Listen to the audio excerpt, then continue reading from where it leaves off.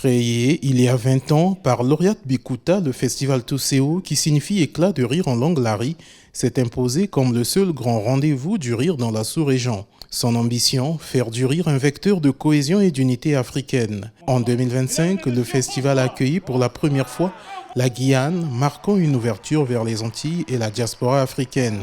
Une participation symbolique pour la promotrice qui veut reconnecter les deux rives de la culture africaine.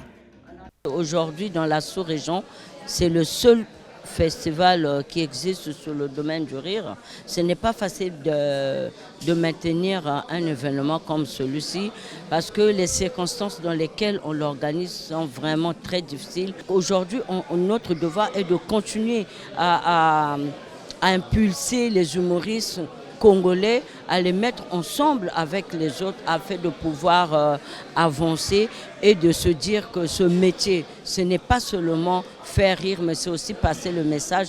Touséo, c'est aussi un tremplin pour les jeunes talents et une école à ciel ouvert des métiers de l'événementiel. Derrière chaque spectacle, des techniciens, des régisseurs, des agents d'accueil, toute une chaîne de professionnels souvent invisibles que le festival forme et valorise.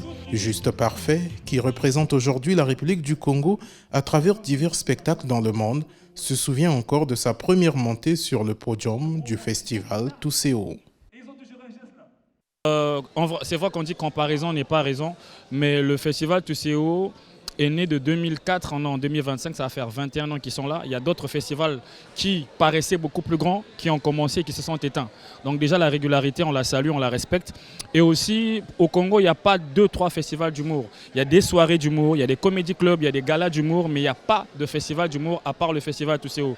Et pour moi, personnellement, c'est le premier festival auquel j'ai participé de ma carrière. En tout cas, moi, voilà pourquoi à chaque fois que Touséo a besoin de moi, je réponds toujours présent. De Brazzaville à Kinshasa, en passant par l'Europe, où le festival compte déjà 2 éditions, le rire congolais rayonne désormais au-delà des frontières. Malgré les défis financiers et logistiques, le festival Touséo continue de grandir. Pour sa fondatrice, il ne s'agit pas seulement de faire rire, mais de transmettre un message, celui d'une Afrique qui s'affirme, qui dialogue et qui rit ensemble.